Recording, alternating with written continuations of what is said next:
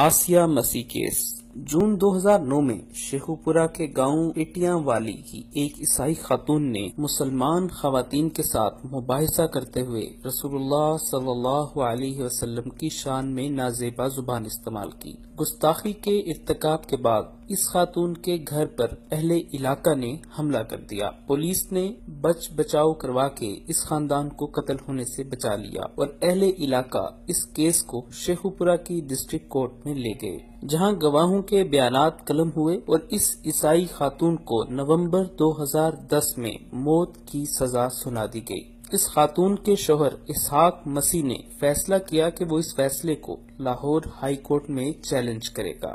ایک ماہ کا گزرنا تھا کہ گورنر پنجاب سلمان تاثیر نے فیصلہ کیا کہ اگر لاہور ہائی کورٹ فیصلہ برقرار رکھتی ہے تو وہ صدارتی معافی کے اختیار کو استعمال کروانے کے لیے صدر آصف علی زرداری سے اس عیسائی گستاخ خاتون کی معافی کے لیے اپیل کرے گا۔ اس دوران لاہور ہائی کورٹ نے اس معافی کی اپیل پر اسٹے آرڈر دے دیا اور اس عیسائی گستاخ خاتون کے خلاف ڈسٹرکٹ کورٹ شیخوپورہ کے جج محمد نوید اقبال کے فیصلے کو برقرار رکھا اور اس عیسائی گستاخ خاتون کو کوٹ لکھپت جیل کے ڈیتھ سیل میں ڈال دیا گیا۔ سلمان تاثیر نے اپنی گورنری کا اثر و رسوخ استعمال کر کے جیل میں اس گستاخ سے ملاقاتیں کی اور پریس کانفرنس کر ڈالی کہ ایسے کالے قانون کو ہم نہیں مانتے جس سے کسی اقلیتی کی جان کو خطرہ ہو۔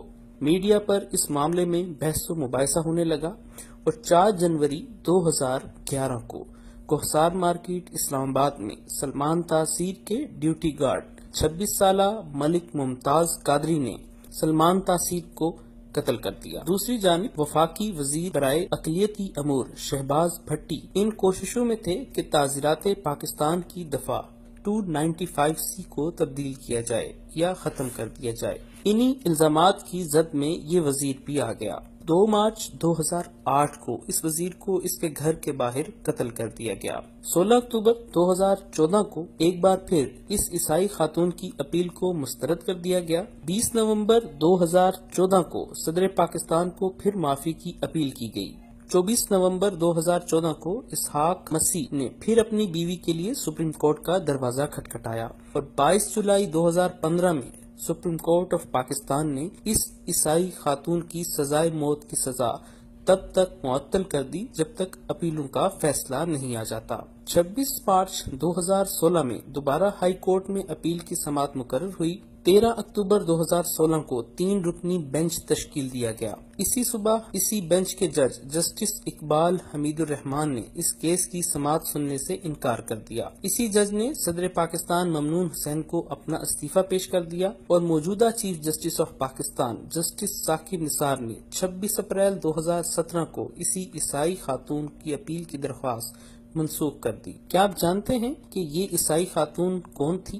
جی، اس کا نام آسیہ مسیح ہے۔ اس خاتون کو بچانے کے چکر میں ایک گورنر پنجاب سلمان تاثیر موت کے منہ میں چلا گیا۔ اسی آسیہ مسیح کو بچانے کے چکر میں ایک وفاقی وزیر موت کے منہ میں چلا گیا۔ اسی آسیہ مسیح کے خلاف ممتاز قادری نے پھانسی کا پھندا قبول کر لیا اور سلمان تاثیر کو مار ڈالا۔ 3 لوگ اپنی جان سے ہاتھ دھو بیٹھے، لیکن توہین رسالت کے قانون 295C کے تحت ایک ثابت شدہ گستاخ کو پھانسی نہ دی جا سکی۔ بین الاقوامی NGOs، بڑے بڑے پادری، فرانس کے پوپ دوم، روم کیتھولک، ساری کمیونٹی ایک فالسے کی کاشتکاری پر مزدوری کرنے والی گستاخ خاتون کو بچانے میں لگے ہیں، لیکن حکومتی مشینری بالکل مفلوج ہو گئی ہے۔ اب 8 اکتوبر 2018 کو چیف جسٹس ثاقب نثار کی قیادت میں 3 رکنی بینچ نے آسیہ مسیح ثابت شدہ گستاخ ملعونہ کی اپیل کی سماعت کی اور فیصلہ محفوظ کر لیا۔ کیا وجہ ہے کہ 9 برس بیت گئے